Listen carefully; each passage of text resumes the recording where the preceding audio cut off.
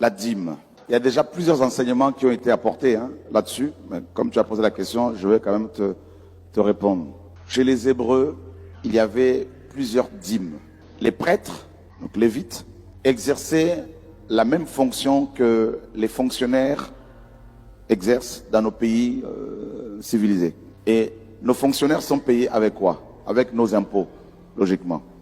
Voilà. Donc, les 4 sortes de dîmes dont parlent les Écritures étaient les impôts que les Hébreux donnaient pour payer les fonctionnaires qui étaient les prêtres et les lévites. Et vous avez la couverture sociale ici, comme en France. Eh bien, il y avait aussi une dîme qui était réservée aux pauvres, c'est-à-dire étrangers, veuves et orphelins. Donc, c'était une sorte de couverture sociale.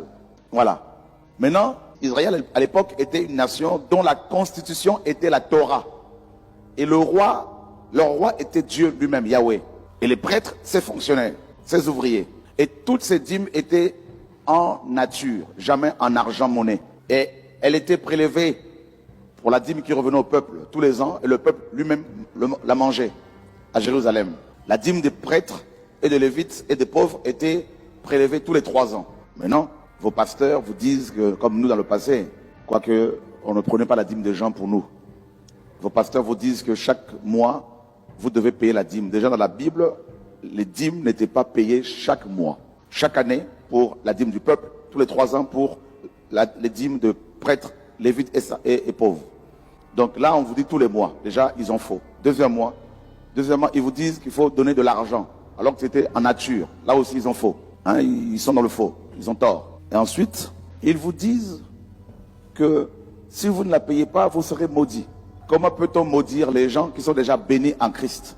Ça ne marche pas.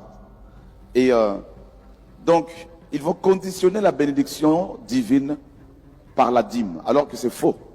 Dieu nous a bénis alors que nous n'étions même pas encore créés. Le Seigneur Yeshua a dit à la croix, sur la croix, tout est accompli. Amen. Donc, la dîme, c'était le 10e de ses revenus, des revenus des frères hébreux. Qui croit que nous sommes rachetés par le Seigneur Jésus-Christ? Qui croit que notre esprit, notre âme et notre corps appartiennent totalement à Dieu? Qui croit que l'argent que nous avons appartient totalement au Seigneur? Alors pourquoi vous allez donner un 10e à celui à qui appartient tous vos biens? Donc vous volez les 90e du Seigneur, 90%. En fait, tout ce que nous avons appartient à Dieu. C'est pour cela Paul écrit par l'Esprit en disant que chacun donne comme il a résolu dans son cœur, dans 2 Corinthiens. Amen. 9. Sans tristesse ni contrainte, car Dieu aime celui qui donne avec joie. Depuis toutes ces années où vous avez payé la dîme, vous n'avez jamais été béni financièrement, matériellement. Et ce sont plutôt les pasteurs qui sont devenus super riches. Ils ont commencé avec des babouches, ils finissent avec des Jimmy Weston. Donc voyez bien que c'est de l'arnaque.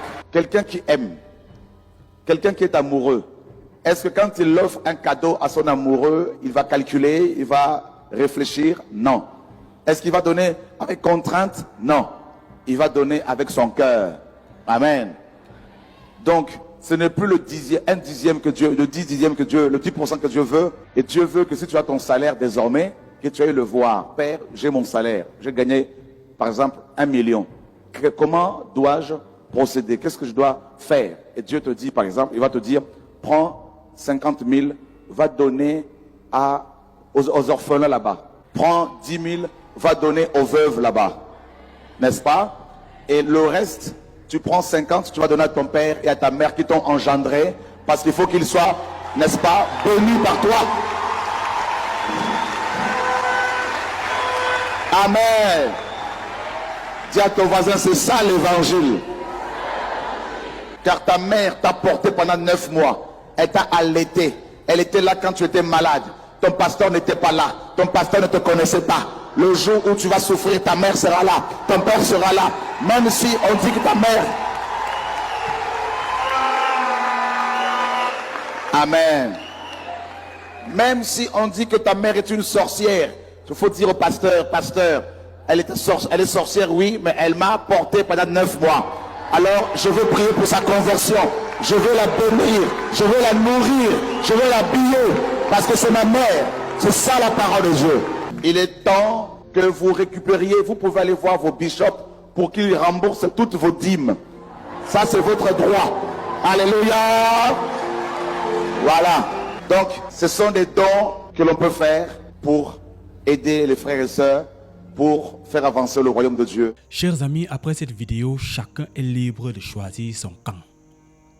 Mais ce que moi je retiens personnellement et ce que je sais que vous aurez retenu au travers de cette vidéo, c'est que la dîme auparavant n'a plus rien à voir avec ce qui se passe aujourd'hui dans nos églises avec nos hommes de Dieu.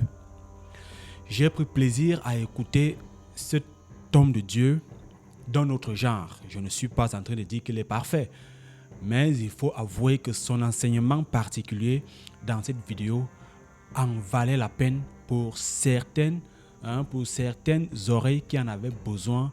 Voilà. Donc, on retient tout simplement qu'il faut faire du bien autour de soi. Donner aux nécessités, orphelinats, veuves, mendiants, mendiants, de vrais mendiants dans le bon sens, ceux-là qui ne peuvent vraiment pas travailler voilà, de leurs efforts. À la vérité, la vraie et bonne dîme, c'est celle-là qui est conçue pour aider. Quand tu prends, tu donnes.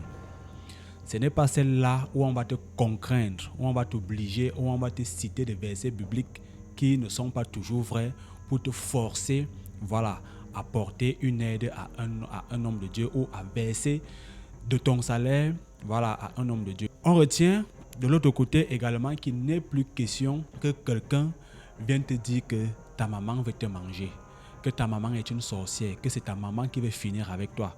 Parce qu'il est inconcevable que ce soit celle-là qui t'ait mis au monde et qui veuille en même temps t'arracher la vie. Et ça, il faut vraiment être un humain décalé pour qu'un homme comme toi, soi-disant homme de Dieu, vienne te berner sur cet angle-là. Donc, j'espère que cette vidéo vous aura servi à quelque chose. Laissez vos avis en commentaire. Dites-nous ce que vous en pensez aussi. Quant à moi, on se retrouve très bientôt pour une autre vidéo. Portez-vous bien. God bless.